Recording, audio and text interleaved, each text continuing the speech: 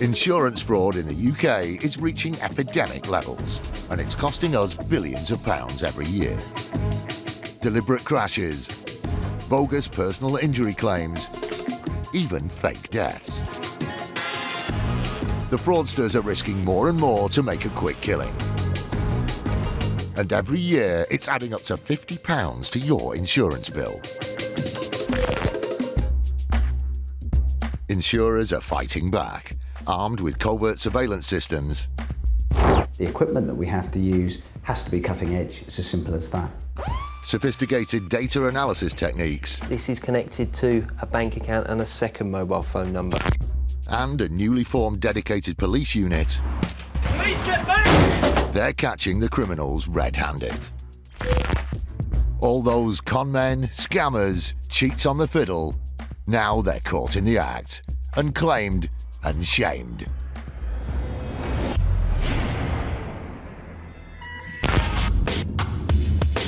Today, the Insurance Fraud Enforcement Department is on the trail of 3 suspects. Does he reside here, sir? Yes, he's in bed. He doesn't need to be disturbed. Well, we need to speak to him, sir. A gang who deliberately cause road traffic collisions is targeted. It is a matter of time before someone is seriously hurt. And the camera never lies, even if fraudsters do. I see quite a lot of surveillance evidence, but even I was quite shocked. The deceit level was probably the biggest that I've ever seen. Herne Bay, on the Kent coast, was the perfect place for ex-policeman Michael Hoare to enjoy his retirement. Until a road traffic collision caused by another driver left Michael injured and his car damaged. He submitted a claim on the insurance of the driver responsible. Susan Evans is fraud operations manager at the insurance company that handled the claim. Mr. Hoare stopped at the entry to a roundabout and our policyholder had collided with the rear of his vehicle.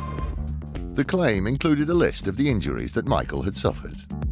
The injuries that Mr. Hoare alleged to have been suffering with were a whiplash to the back, to the neck, an injury to his left foot and his left knee, and some psychological problems, including flashbacks of the accident.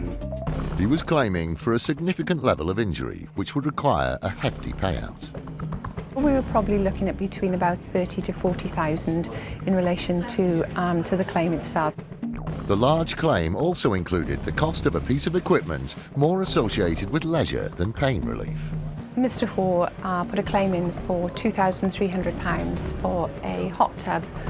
With such extensive injuries, it seemed likely that the policyholder's car would be a write-off, but this was not the case. There was about £1,500 worth of damage to our policyholder's vehicle, which is not a significant accident by any stretch of the imagination, and the injuries that were being complained of as the medical evidence was materialising were far more severe than one would have anticipated. The inconsistency between the extent of the injuries and the relatively minor damage to the vehicle set alarm bells ringing. The insurer needed to get to the truth. The best way was to go undercover. The insurer called on the services of a group of investigators who specialise in concealed cameras and covert filming. Our role is simply to remain covert at all times, to go in, take footage and take as much footage as possible so that the courts can form a correct legal opinion of someone's ability or disability. Surveillance took place on the same day that Michael had to attend an examination. On the day of his medical, presented himself as a person who needed a walking aid, who was very, very ill. He was kind of almost shuffling along. At one stage, he stopped and clearly appeared to have some form of twinge in his back and presented himself as someone with a significant disability. The footage supported Michael's claim, but the surveillance group had their suspicions. This is a man who I suspect that he's under surveillance at that given point in time and wants to portray himself in a certain way. However, other footage revealed Michael taking part in an activity that blew apart the deception. We saw him drag out from behind his property a fairly substantial powerboat on a trailer, attach it to a 4x4 and then drive it off to the local harbour. And our last sighting of him was him sailing off into the sunset. Under the sharp focus of the surveillance cameras, It was apparent that this former pillar of the community was trying to cheat his way to a payout that he didn't deserve. What's kind of shocking about this particular case is that we're dealing with an ex-police officer who would have been exposed to investigating fraud and crime on a day-to-day basis. So one would think that he would have a strong sense of right and wrong. I see quite a lot of surveillance evidence, but even I was quite shocked. The deceit level was probably the biggest that I've ever seen. I think he was a very, very good actor. With the insurer now certain the claim was fraudulent, the decision was taken to pursue the matter in a criminal court. A decision was made to take it to a criminal court and allow a judge to decide the outcome. Before the trial, Mr. Hoare tried to claim that the person in the footage was in fact his brother, but that was a lie too. There was no resemblance to his brother at all. The case proceeded to trial. Despite the formidable amount of evidence against him, Michael initially pleaded not guilty. But the footage was so compelling that something highly unusual happened in court.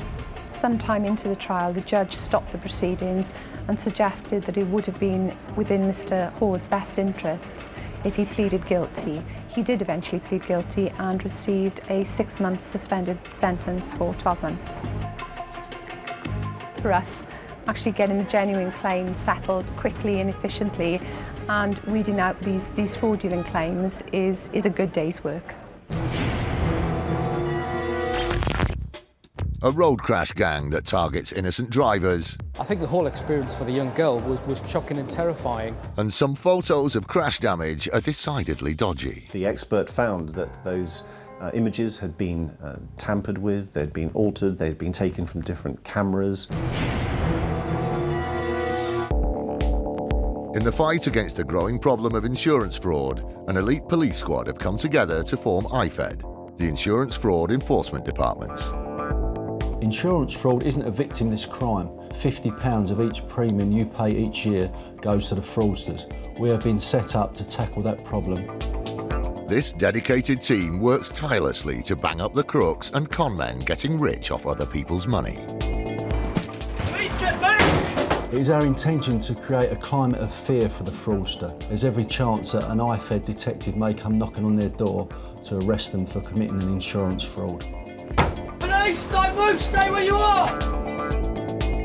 By April 2012, after only 6 months of operating, they had already busted 80 fraudsters, adding up to £12 million of fraud under investigation. These people are criminals. These are nasty people. They don't go out to work on a Monday morning like most people do. Their work is submitting insurance fraud claims.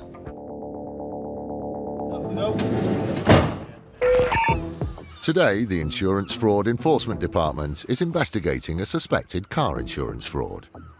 It believes a multi-car incident was completely staged. The collision involved a convoy of 3 cars driven by people who knew each other and were all travelling to the same place. DS Mark Forster and his team are aiming to make 3 arrests. The guy we're going to see first off this morning is his involvement when he was driving at the back of the convoy and is the vehicle that has allegedly caused this accident. The vehicle that was at the front of the convoy, front of the 3 vehicles, was a sports car. We suspect, or the whole reason for this accident claim and this insurance claim was in order to get the sports car done up. There was large repair costs that were submitted to the insurers, PI, personal injury claims, replacement vehicle hire, credit exchange, and also even right the way down to recovery costs. But it totalled somewhere in the region of £80,000. They believe the first suspect on the list was the driver of the car at the back of the convoy, who supposedly caused the crash by driving into the vehicle in front. It's 6:30 in the morning when Mark and his team arrive at the address. The father of the suspect comes out to meet them and wants to know what's going on. London Police. It's Mike. We want to speak to him in connection to an insurance fraud that we believe he's involved in. That's all the detail I can give you, sir. Right. Okay. I can speak to him more about it, but Yeah. I can't yourself. No, I take it you are, sorry, you're his father. I'm his father, yeah. Okay. Does he reside here, sir? Yes, he He is is. in bed and he doesn't need to be disturbed. Moment. Well, we need to speak to him, sir. He reveals the first suspect is in the house, and the man in question eventually comes to talk to Mark. We need to speak to you today. Okay. In relation to a matter that's been referred to us. Right. In relation to what we suspect is insurance fraud. They take him down to the local police station for questioning. With 2 arrests still to be made, IFED gets back on the road. He's just been booked in and just been put in a cell. He just came out with it, indicated that he knew what it was all about, and said that he didn't see any point in lying about any involvement. So I don't know what he's going to say on interview. We obviously didn't question him any further, but he asked if we were picking up any of the others that were involved, was his exact words. So what exactly that means, I don't know. Next stop for the IFED team is a property where they believe the second and third suspects will both be. The second suspect was a passenger and put in a claim for personal injury. The third suspect is the owner of the sports car. We think all these lads have got together, basically come up with this plan and decided to make up this accident and put in numerous claims from it.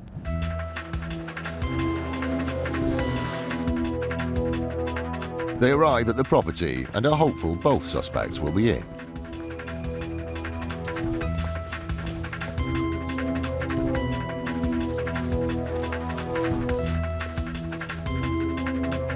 After securing the back of the building, they prepare to enter through the front.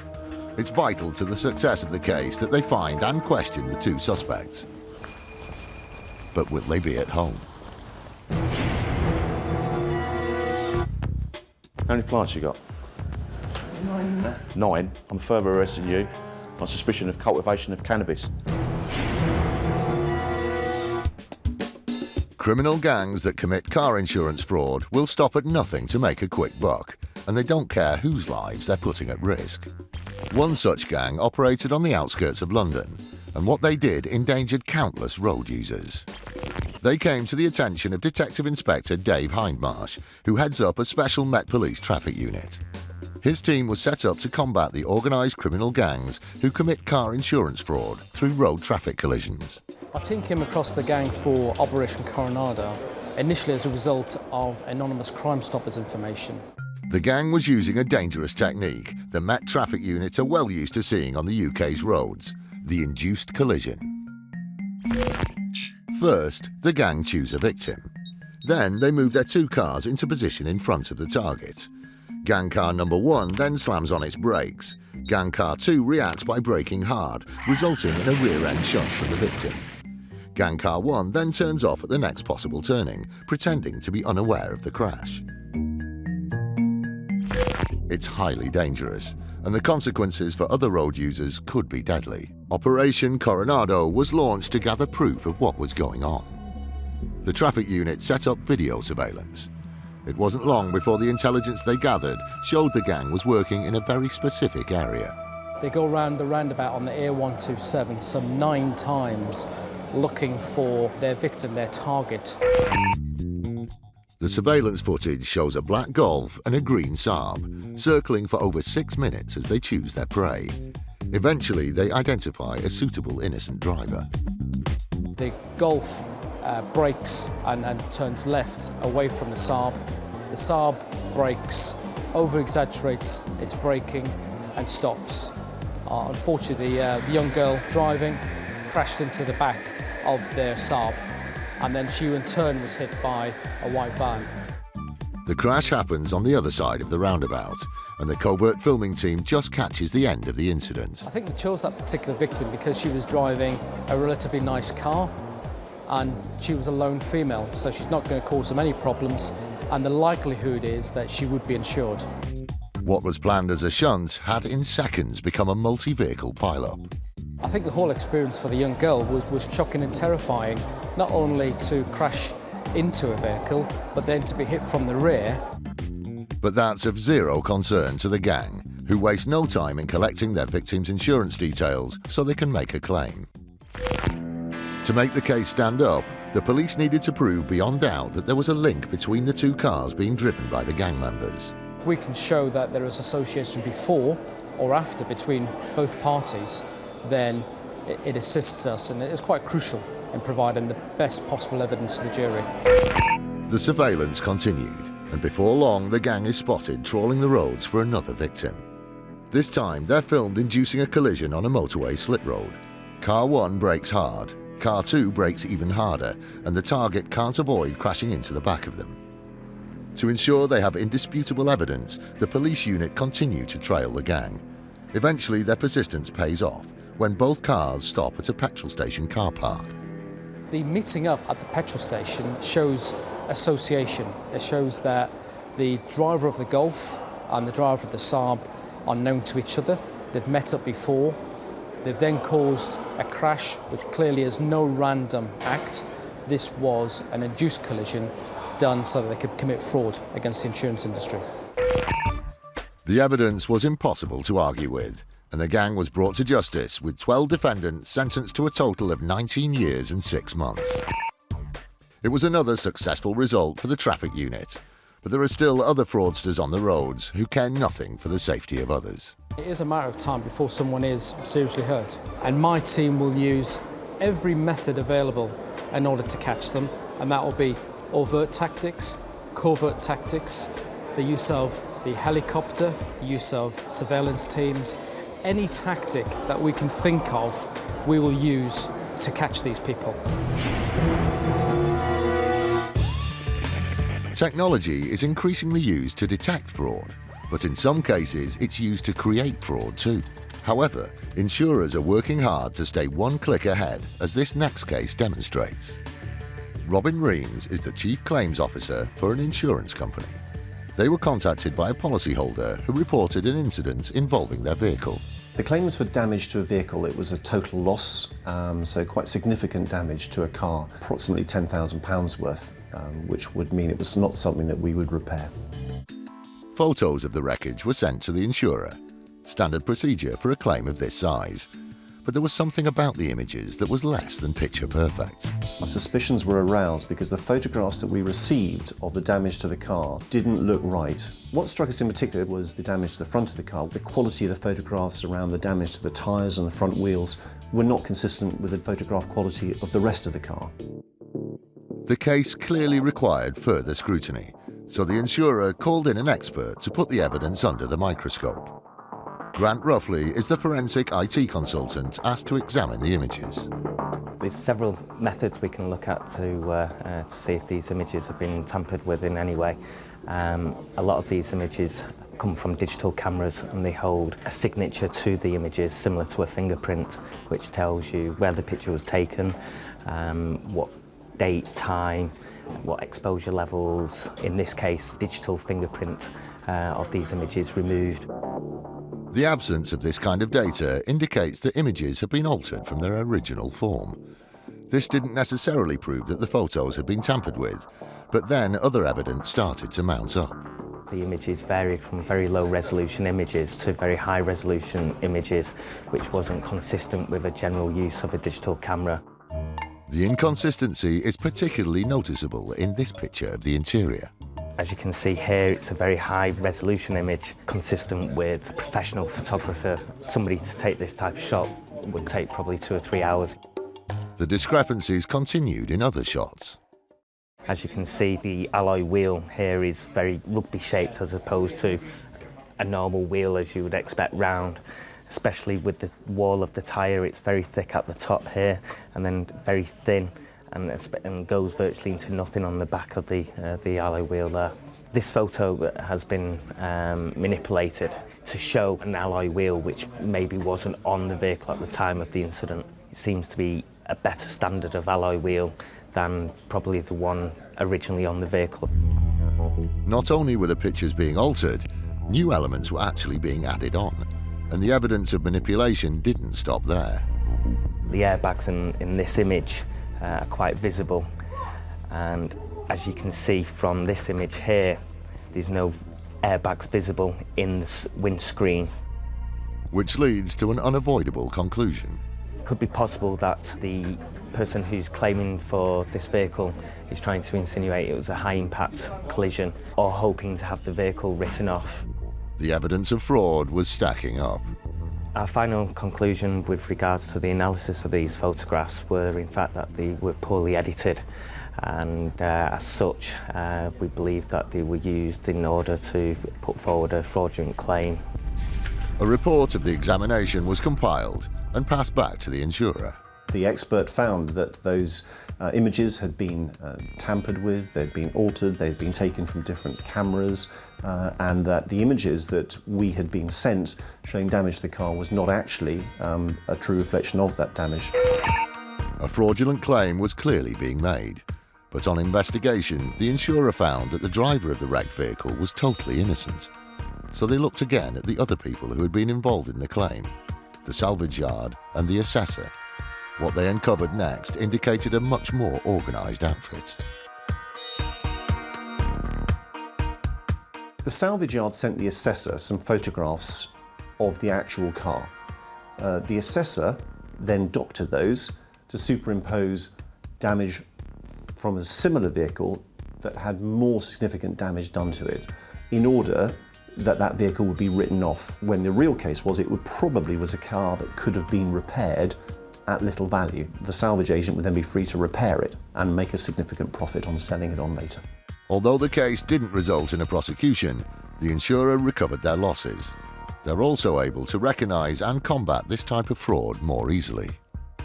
I think what surprised us was the lengths that somebody would go to doctor a photograph and actually not do it terribly well. But it is an indication of the lengths that many people will go to commit fraud, and the way that we, SwiftCover, need to have highly trained people to identify potential fraud, new methods, new ways of working, new scams, and that is a constant challenge for us.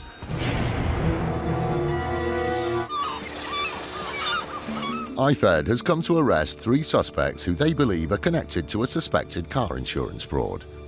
They arrested the first one early that morning and are pursuing the remaining 2 suspects. The trail has led them to a second property. The IFED team is optimistic they will find both suspects inside.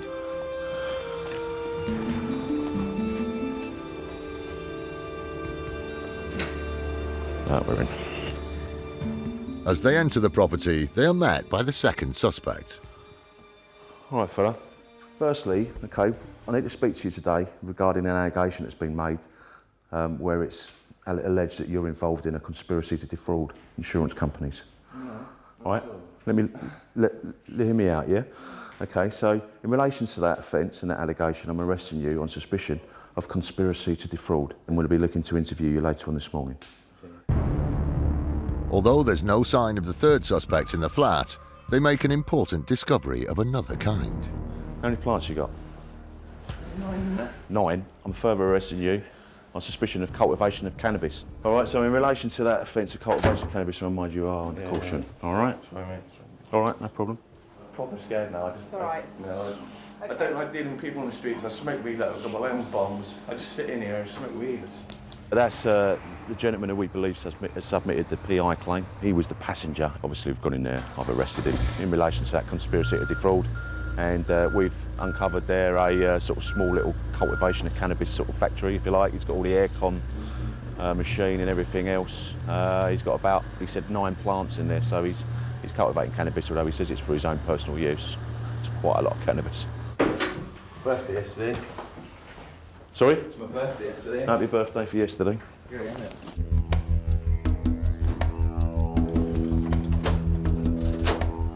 Take a seat. Try and drive carefully.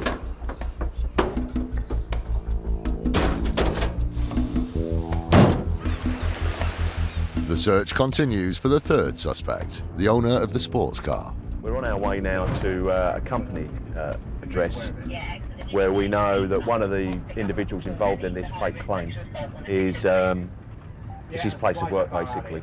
They're like the body repair shop, and a lot of the repairs to the damage and things were meant to have been done through this company. So we've got 2 arrested so far, as you're aware. We're going to go and pick up this guy. He'll be the third.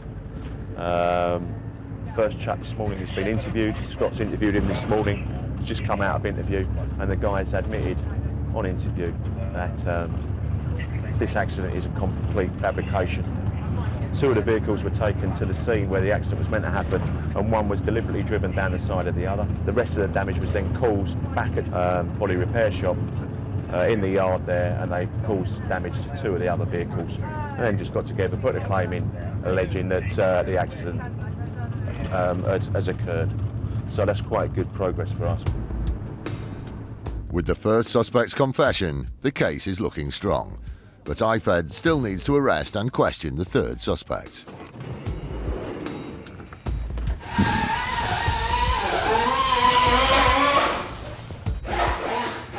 Listen. Hello, mate. I'm Mark Fulson from City London Police. Okay, Insurance Fraud Enforcement Department. Right. Okay.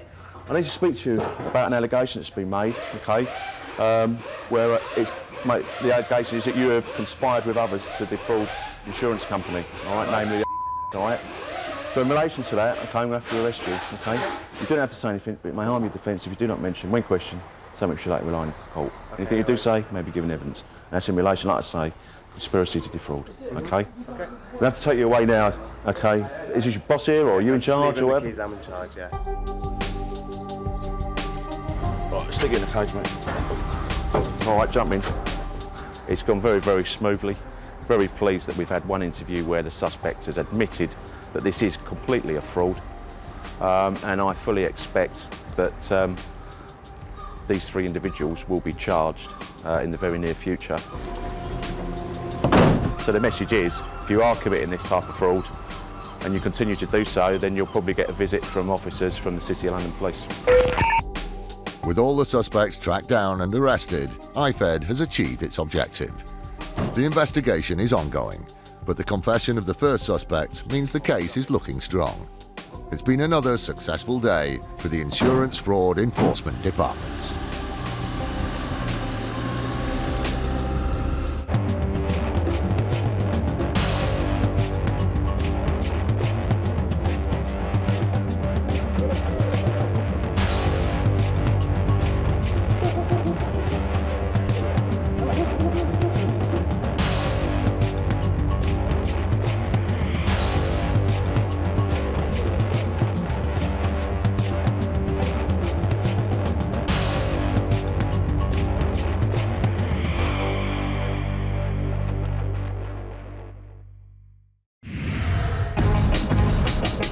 Insurance fraud in the UK is reaching epidemic levels, and it's costing us billions of pounds a year.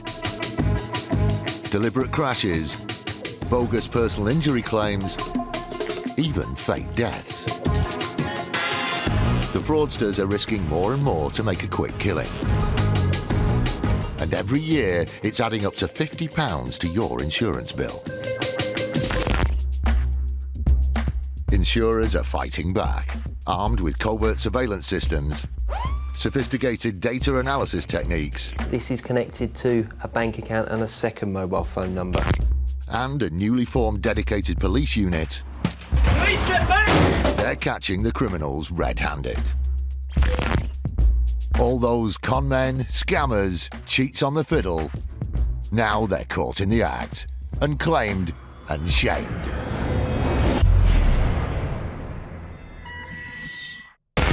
Nice, the police. Can you open the door, please? Today, the Insurance Fraud Enforcement Department tracks down suspects involved with potentially fraudulent checks. Arresting on suspicion of money laundering. A high-performance sports car gets a roasting. The petrol tank caught fire and the vehicle went up in flames. And a martial arts expert gets the chop. This individual said that he couldn't instruct martial arts anymore. Clearly, this video evidence showed the opposite, really.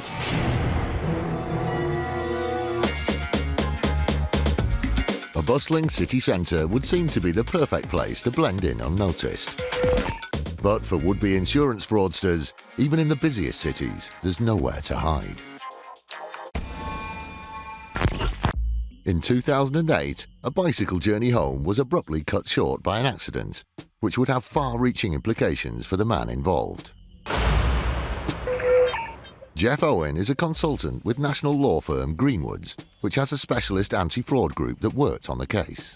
This claimant was riding his bicycle along the road when a taxi pulled in front of him and clipped his bike, causing him to fall off. He had suffered injuries to his neck, to his arm, to his hip and to his leg. The driver accepted liability and the cyclist contacted the insurer to make a claim for the injuries he'd suffered. Not unusually for a claim like this, he was given a medical examination. Some of the symptoms that are reported to the medical experts were that he was not able to walk very far and he was unable to ride his bicycle. Now, if somebody's not able to do that, then it's indicative of quite serious injury. And the repercussions of the accident were significant. As a consequence of these injuries, the claimant suggested that as he was a martial arts instructor and very much into physical exercise, he wouldn't be able to run his business and that the business would quickly fail. And this alerted the insurers to the possibility that this claim might be more expensive than they had initially thought. This was borne out when they received a claim for compensation that ran well into 6 figures. As time passed, the injuries didn't appear to be healing as predicted by the medical expert. This was a concern for the insurer. The medical evidence in this case suggested that this guy should have been recovering within about 12 months of the accident, but when it was apparent that he wasn't going to do so and that he wasn't going to return to his business, it was decided to place him under surveillance. The insurer approached undercover filming experts MC Investigations, who set up an operation to covertly film the claimant. The undercover investigator who led the project has to remain anonymous so that he could continue to work in the field. Before starting the surveillance, he studied the case fully. The first thing we do is we read through the medical records so we get a bit of a feel and a profile on the claimant, and then we went out to verify that he did live at the given home address, and once that was established we then carried out a recce, a reconnaissance, so that we familiarise ourselves with the area that the claimant lives, which vehicles we're going to use, what manpower and what equipment we're going to use. Once they'd done the groundwork, the surveillance started in earnest. But for a man who wasn't able to walk very far, it was clear that he was able to do so, and he went on very long shopping expeditions. But that on its own wasn't conclusive evidence, so the covert filming continued. And eventually we got the very useful information that he was riding his bike again. And he was followed for quite a distance over a busy road, pedalling away merrily. What they saw cast even more doubts on the impact of the claimant's alleged injuries. He actually rode to a gymnasium where he then proceeded to carry out martial arts, instructing martial arts. This activity directly contradicted what the claimant had told the insurer. He said that he couldn't instruct martial arts anymore. Clearly, this video evidence showed the opposite, really. And the investigation didn't stop there. They collected evidence from a range of sources.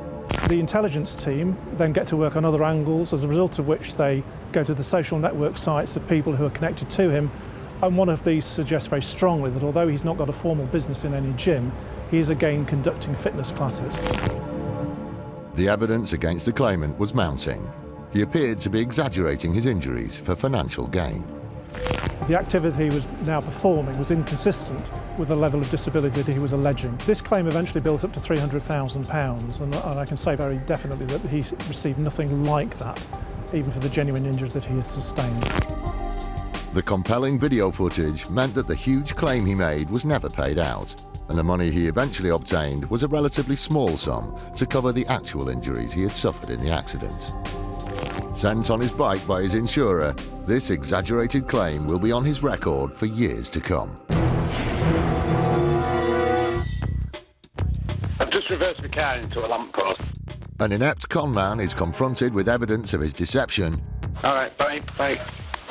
This will make you a very, very rich man. His face was a little bit of a picture, I'm told. And all bets are off for one would-be fraudster. The customer had been to a casino and lost over £67,000. Please get back! Insurance fraud is on the rise.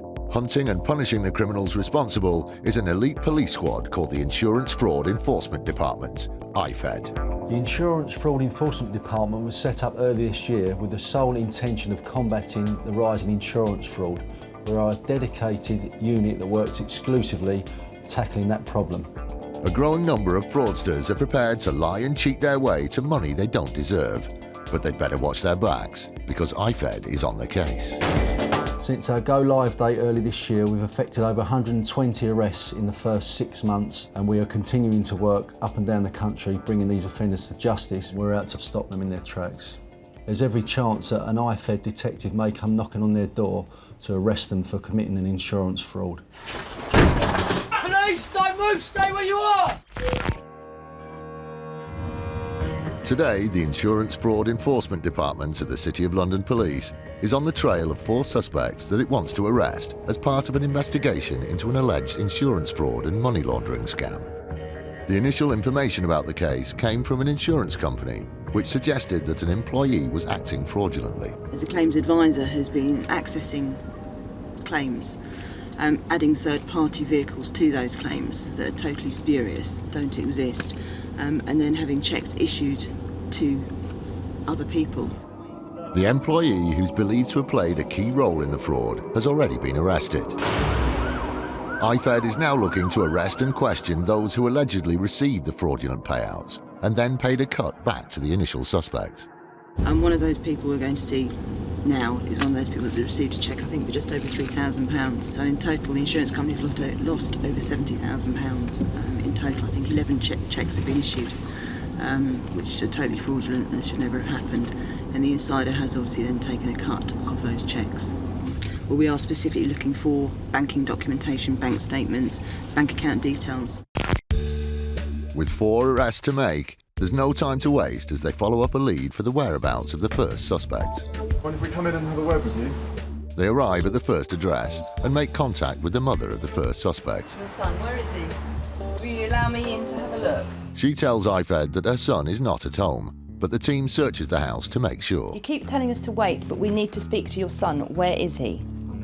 The mother insists that she doesn't know where her son is. I know you're not well, but I need to speak to him. Where is he? She doesn't give them anything to go on, and it's a frustrating result for the IFED team. She was unable to give me a contact number for him. How you can't know where one of your sons is, I find quite hard to believe. So it's on to the next address to search for suspect number 2.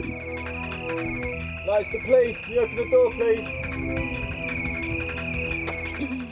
Once the door is eventually opened, they ask whether they can speak to the suspect. It's just the break they need, and they enter the house to question him further.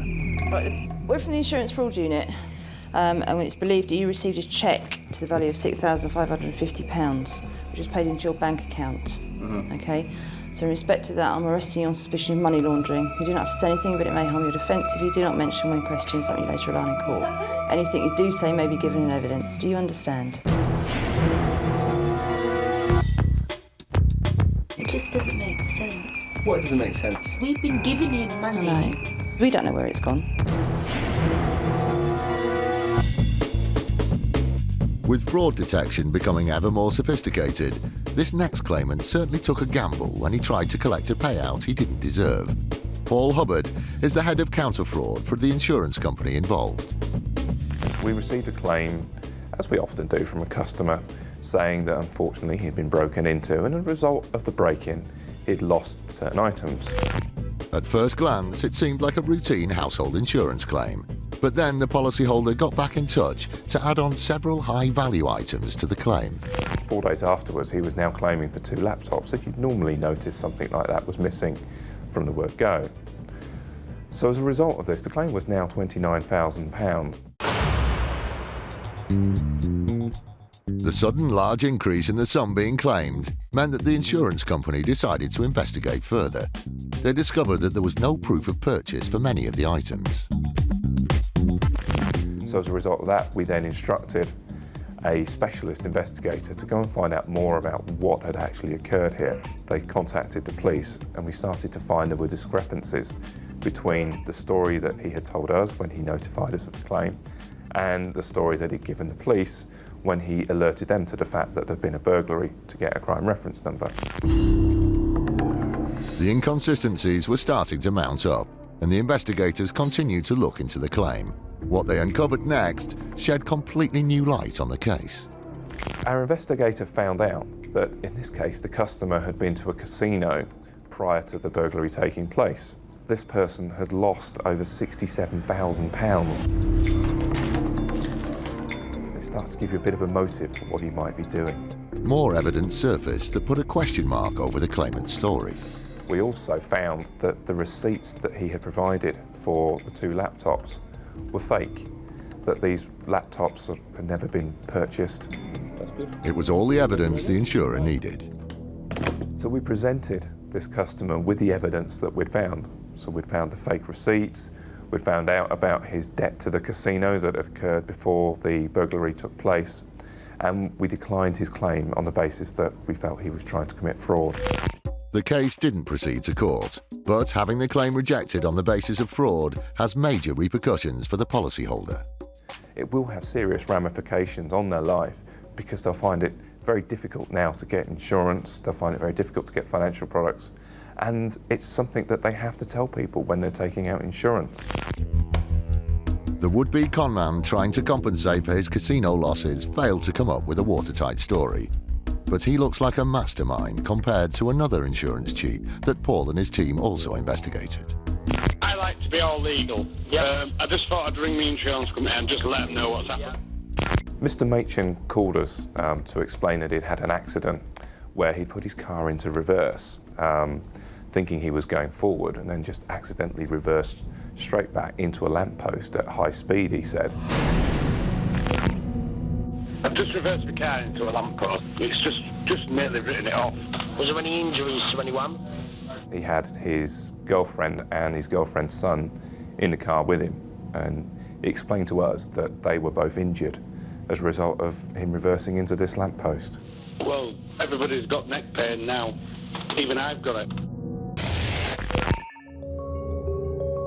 The policyholder didn't have the sort of insurance cover that would allow him to claim for the damage to his car. He was effectively claiming the injuries to his partner and his partner's son, who he said were both injured. He didn't go into any detail at that point as to how they were injured, how badly, but he did say that the son was going to hospital.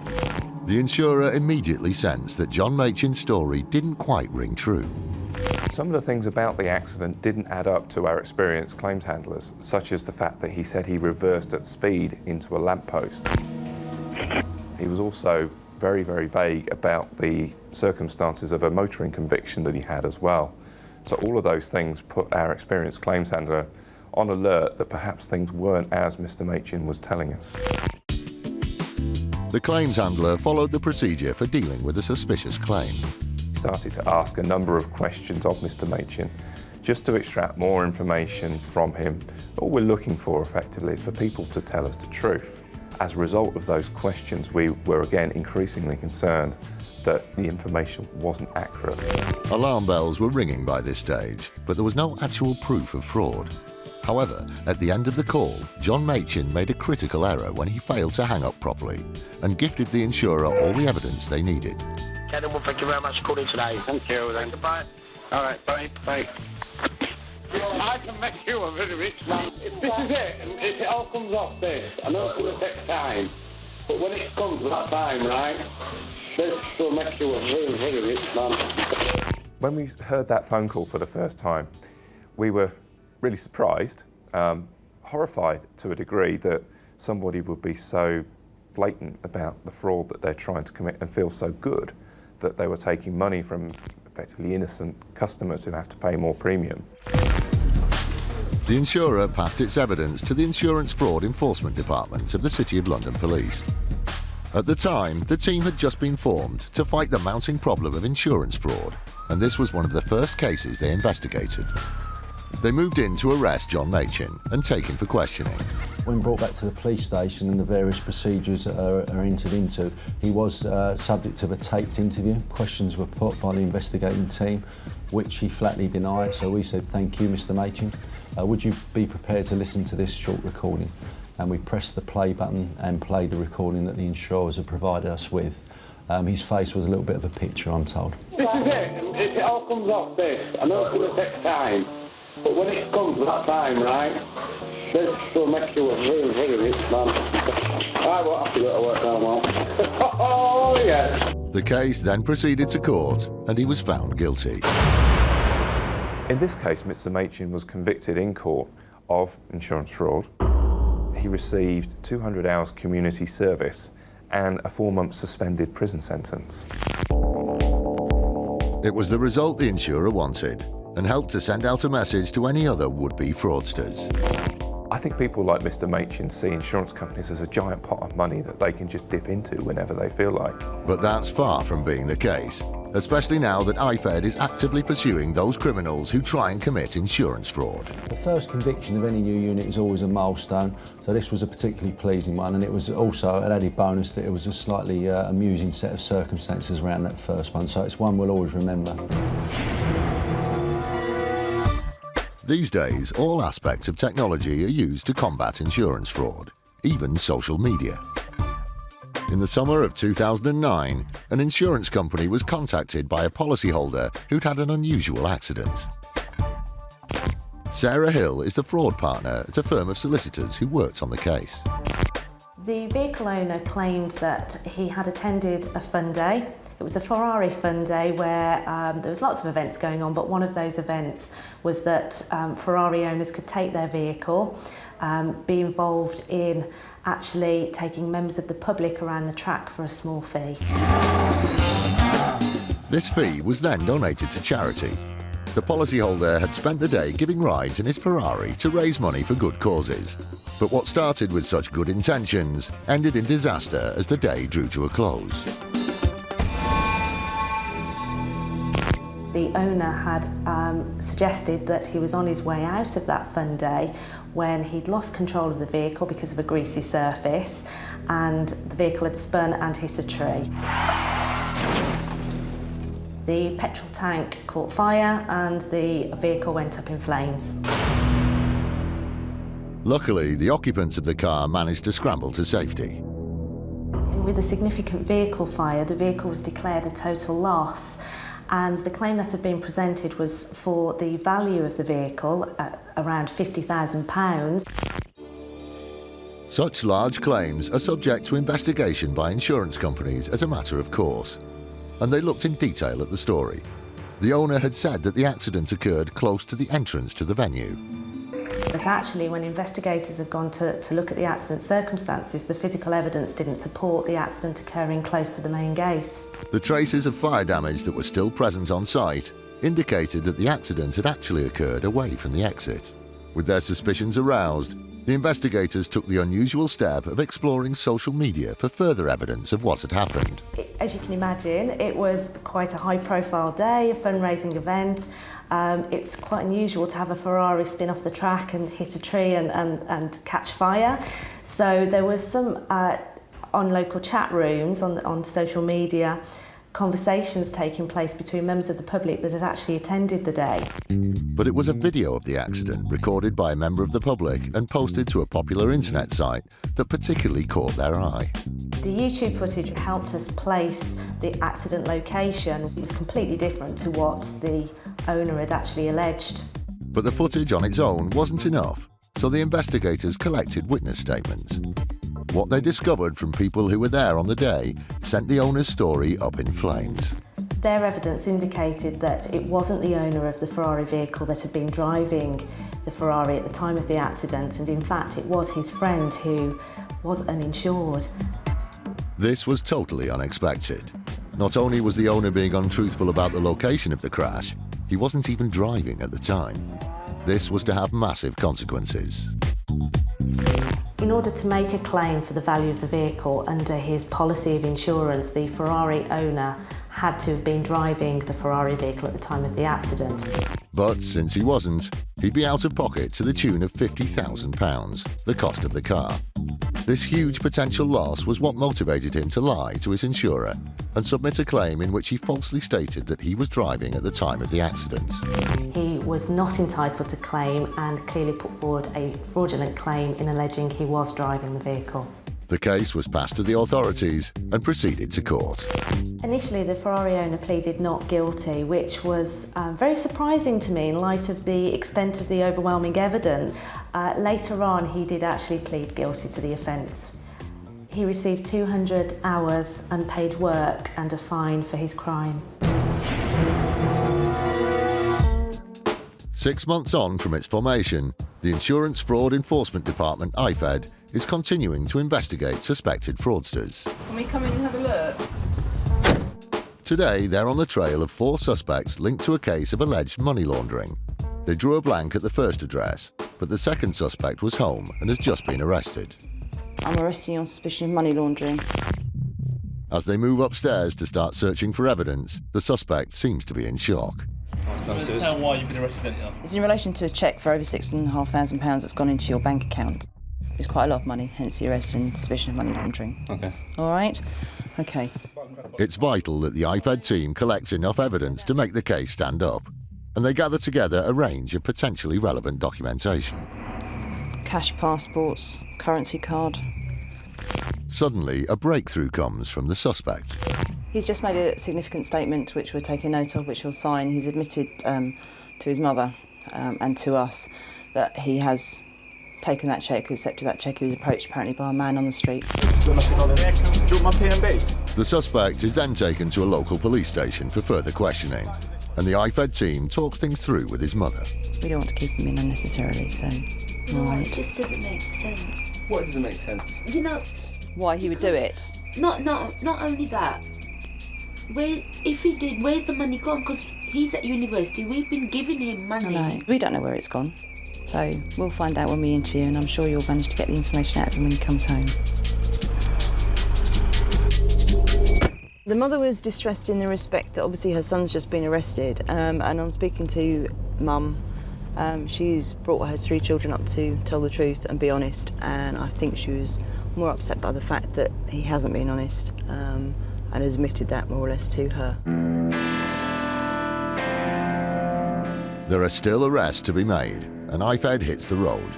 Their destination is the family home of the 3rd suspect. The door is answered by his mother.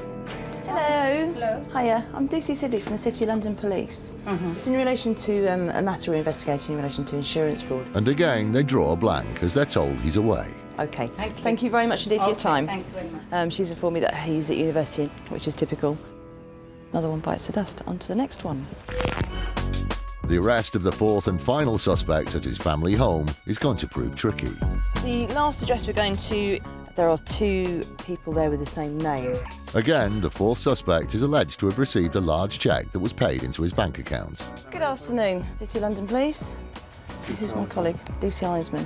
The door is opened by one of the residents, but IFED still needs to positively identify the suspect. It's in relation to a cheque for £12,000 to this address. The man who opens the door can't seem to shed any light on the cheque, but Kate isn't prepared to leave it there. Can we come in and try and get to the bottom of this? The man explains that he's alone in the house. Kate talks to him about his other relatives, and it seems likely that the younger brother is the one that the police need to talk to. Yeah, that fits the profile of the other people that we've been arresting today. So They call up the brother in question while he's still at work, and he asks if they can wait for him to finish. No, doesn't work like that, sorry. IFED speaks to the family member further, and it turns out that in addition to the 2 relatives with the same name living at the address, there's a further relative who shares the name as well. No one's admitting to it, which is not really a great surprise because it's a £12,000 cheque that's gone through the account. It's vital that a positive identification can be made so that the correct person is arrested. With so many people linked to one address with the same name and of a similar age, it's tricky to identify who is who. Kate makes a decision and speaks to the younger brother herself. We're at City of London Police. We're up from London. We're going to get all the full identification of all of you, and we'll ascertain what account this cheque was paid into. Because if it is you, then we will come knocking, all right? He was helpful on the phone. He's given me his mobile number and all his full details, so we have all those now. Before they can make the arrest, they need to investigate the bank account that the money was paid into, so they can match it to the correct suspect. I think a bad judgment call to arrest all of them, because we don't know which one it relates to. But there was good news for the case in the weeks to come. The information that they collected on the day allowed IFED to make 3 further arrests. The investigation is ongoing, and the team are hopeful they'll be able to get a positive result.